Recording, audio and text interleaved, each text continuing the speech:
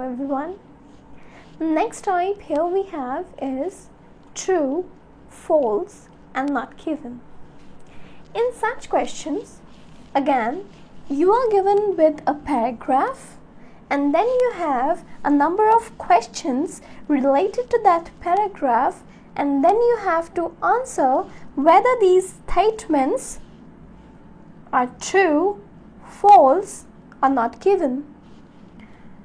So, in such kind of questions, while in the paper you may ask to write either true, false or not given, or it may come like yes, no or not given.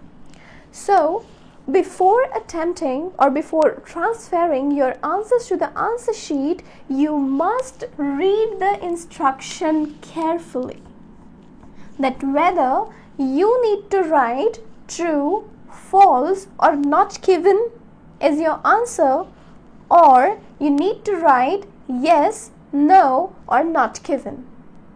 Like if in the question paper you have been asked to write yes, no and not given, but instead of writing yes you are writing true, then it would be taken as a wrong answer.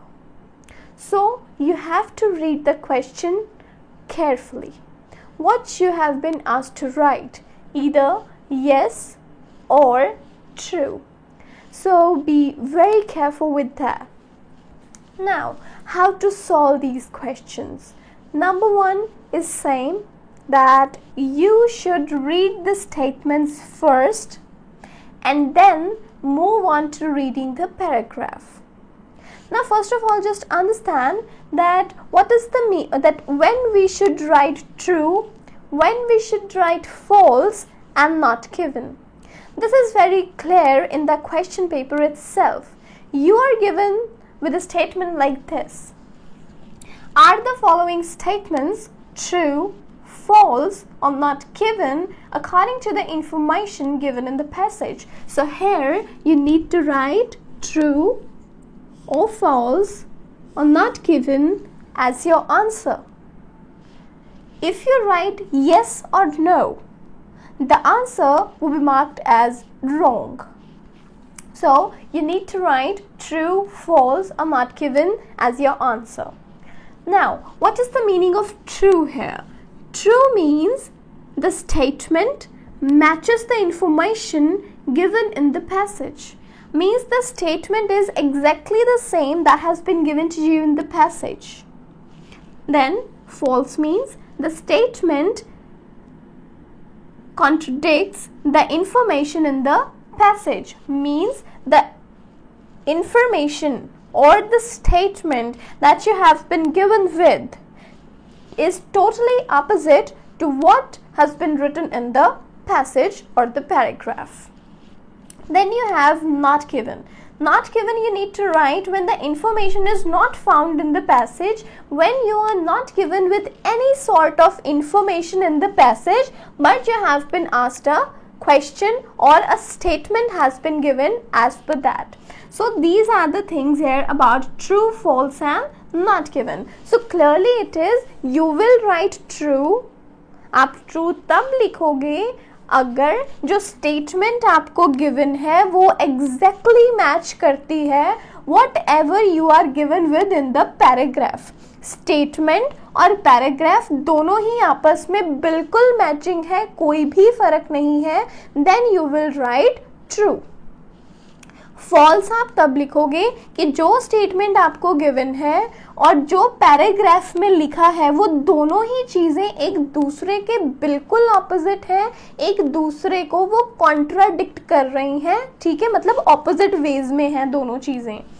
Then not given you will write when the information is not found in the passage, that something आपको कुछ यहाँ statement में तो बोल दिया गया है लेकिन ऐसा कुछ भी पैसेज में गिवन नहीं है कि जो स्टेटमेंट आपको गिवन है अगर वो सेम स्टेटमेंट वो सेम बात आपको पैसेज में गिवन है ट्रू लिखोगे।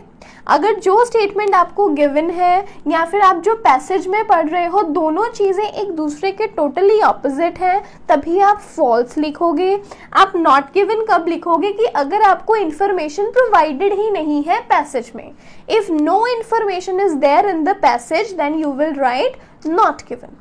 अब यहाँ पे मेन दो चीज़ों का ध्यान रखना है। नंबर 1, ये आपके लिए टिप 1 है, that paraphrase the statement before locating the answer, कि आपको जो भी स्टेटमेंट्स गिवन है इसे पैराफ्रेज करिए।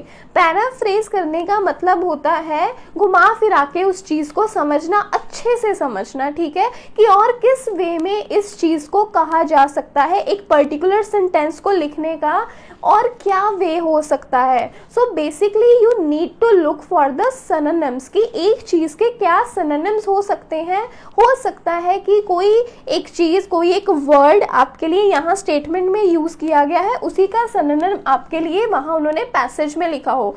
सो आपको पूरे अच्छे वे में पैराफ्रेज करना है हर एक स्टेटमेंट को, मतलब अच्छे से उसका मीनिंग समझना है और ये देखना है कि इसके पॉसिबल सिनोनिम्स क्या हो सकते हैं। So completely paraphrase it. Then tip 2 is generally answers come in order. बहुत ही जनरल रहता है, मतलब आम तौर पे जो आंसर्स हैं वो ऑर्डर में रहते हैं। मतलब you are likely to find the answer 1 before answer 2, कि आंसर 2 से पहले आपको, मतलब कि स्टेटमेंट 2 से पहले आपको स्टेटमेंट 1 मिल जाएगी। So answers are generally in order, ये चीज़ आपको याद रखनी है, ठीक है। Now let us just look for the statements now. So number 1 is people were drawn from all over to see the Thames Tunnel। अब यहाँ पे आपको गिवन है Thames Tunnel और यहाँ पे जो पूरा पैसेज है उसका टाइटल भी क्या है, The Thames Tunnel। मतलब यहाँ पे Thames Tunnel के रिगार्डिंग आपको इंफॉर्मेशन गिवन रहेगी। अभी क्वेश्चन क्या है, people were drawn from all over to see the Thames Tunnel। drawn का मतलब देखने आना। कहते भी the people were drawn from all over to see the Thames tunnel. Thames tunnel को देखने के लिए लोग जो है बहुत दूर दूर से आए थे। ऑल ओवर मतलब सारी साइड से आए थे। One statement. The second, people were able to come और arrive bye sea or land in those days. कहते जो लोग हैं उन दिनों में, मतलब कि जिस टाइम की बात है जब थेम्स टनल को लोग देखने आ रहे थे, वो बाय द हेल्प ऑफ सी, मतलब समुद्र की हेल्प से भी आ सकते थे। अब वो समुद्र की हेल्प से आ रहे हैं, मतलब वो शिप्स का यूज कर सकते हैं।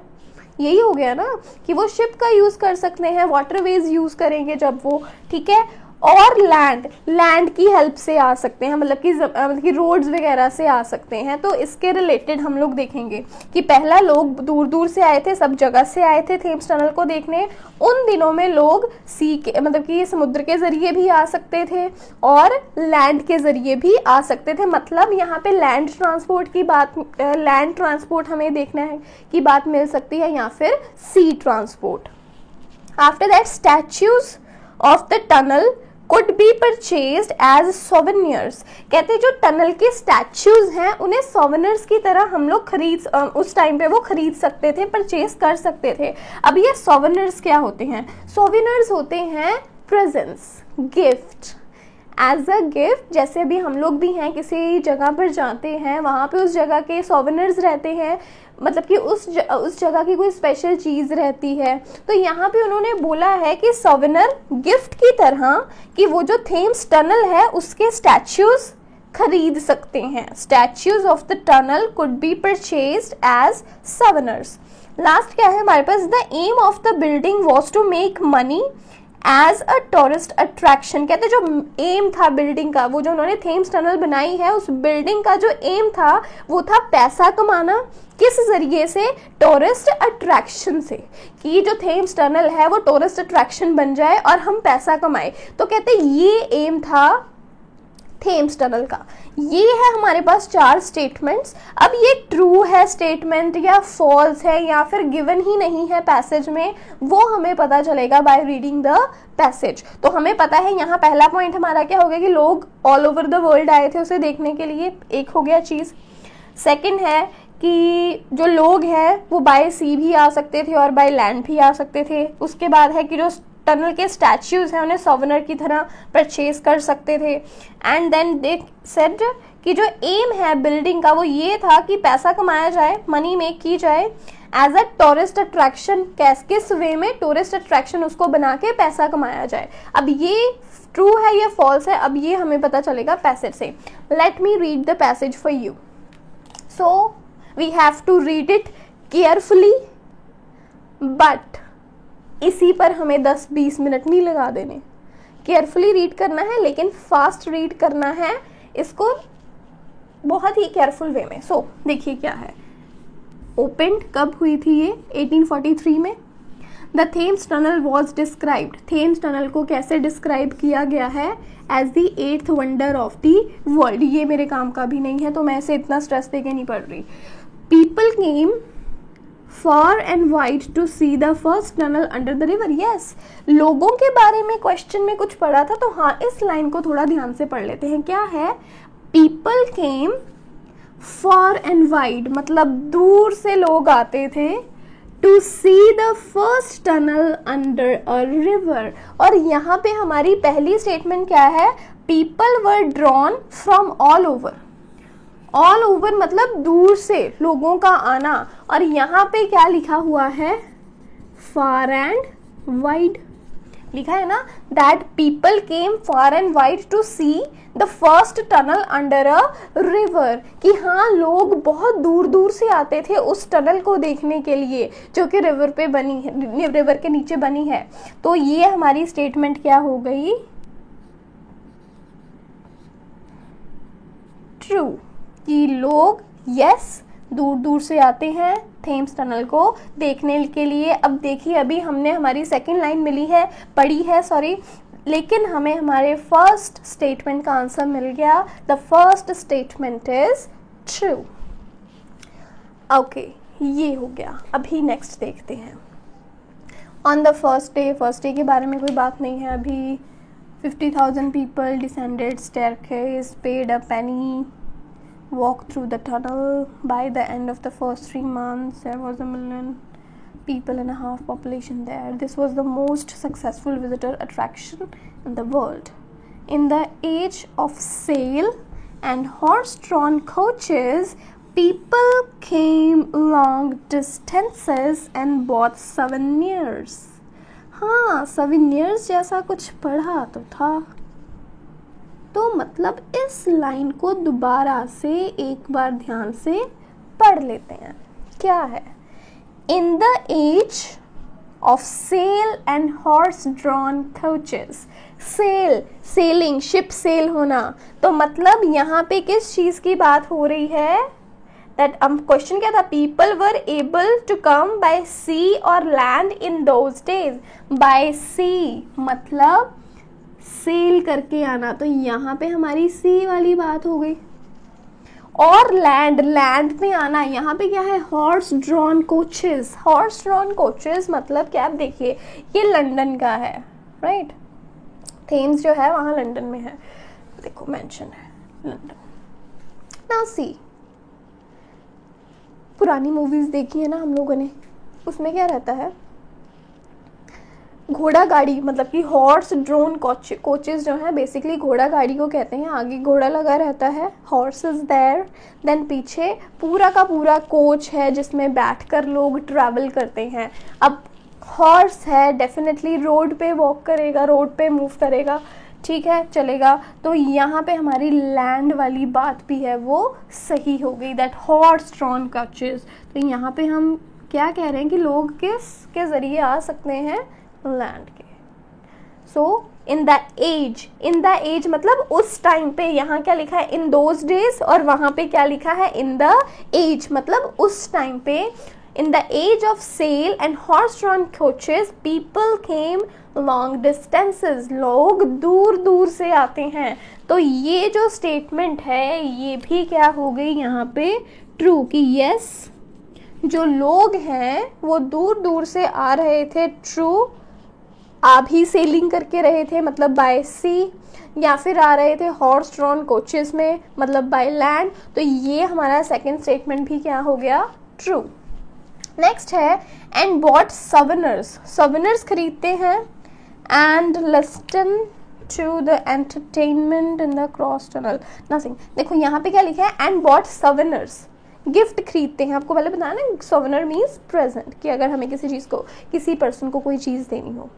यहाँ पे उन्होंने सिंपली लिखा है दे बॉट सवेनर्स। यहाँ पे हमारी स्टेटमेंट क्या है, statues of the tunnel could be purchased as souvenirs. लेकिन यहाँ पे हमारे पैराग्राफ में अगर हम थोड़ा और आगे जाके भी पढ़ लें, to entertain in the cross tunnel archers, the idea of course was not entertainment but to move cargo and turn profit. लेकिन कहीं पे भी ये मेंशन नहीं है कि जो टनल है उसके स्टैच्यू मिल रहे हैं सवेनर में। सवेनर खरीद सकते हैं, yes they can purchase the souvenir, but वो सवेनर में स्टैच्यू बना हुआ है टेल का, ये टनल का, ये तो हमें गिवन ही नहीं है स्टेटमेंट में। तो यहाँ पे आंसर हमारा क्या हो जाएगा, जैसे कि इसका आंसर क्या हो गया अब, नॉट गिवन, कि स्टैच्यू, टनल का स्टैच्यू मिलेगा एज अ सवेनर, हम खरीद सकते हैं, परचेज कर सकते हैं, ऐसा तो कहीं भी गिवन नहीं है पैसेज में। So the answer will be not given.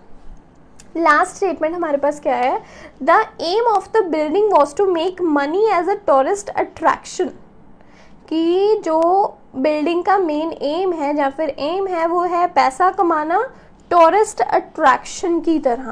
अब यहाँ पे क्या लिखा है, the idea of course was not entertainment. इन्होंने यहाँ बोला है कि आइडिया जो है वो एंटरटेनमेंट नहीं है, बट टू मूव कार्गो, लेकिन उनका आइडिया क्या है कि कार्गो चलाई जाए, मूव करी जाए, एंड टर्न अ प्रॉफिट, और फिर प्रॉफिट कमाया जाए।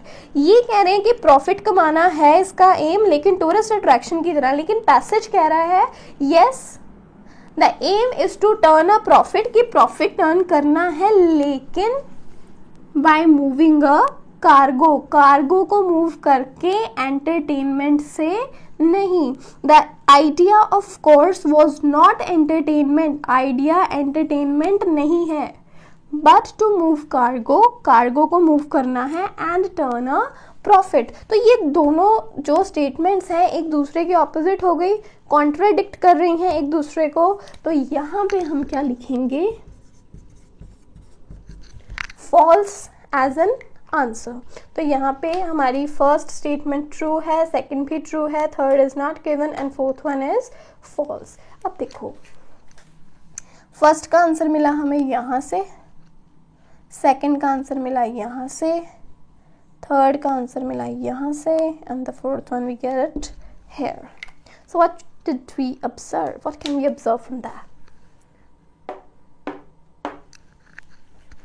आंसर्स कम इन ऑर्डर, कि जो आंसर्स हैं वो ऑर्डर में चलते हैं generally, but yes definitely use your mind. ये जनरल है, आम तौर पे ऐसा ही होता है, but exceptions are always there, always use your brain, but commonly ये चीज़ रहती है। बट इस चीज़ पे टोटली रिलाई नहीं करना है, कई बार एक्सेप्शन हो जाती है, कई बार वंस। तो ये रही यहाँ पे true false and not given. I really hope कि आपको समझ आया होगा। अब अगर आप true false and not given की और ज़्यादा प्रैक्टिस करते हैं फर्दर, इसके बाद मतलब कि practice, what we say that practice makes a man perfect. So अगर आप इस तरह के क्वेश्चंस की और प्रैक्टिस करते हैं, definitely you will answer correct answer, you will answer very correct in your real examination as well. आप अपने एग्जाम में भी बिल्कुल सही आंसर करेंगे। तो एक बार इसे दोबारा देख लीजिए, and yes, practice is the key.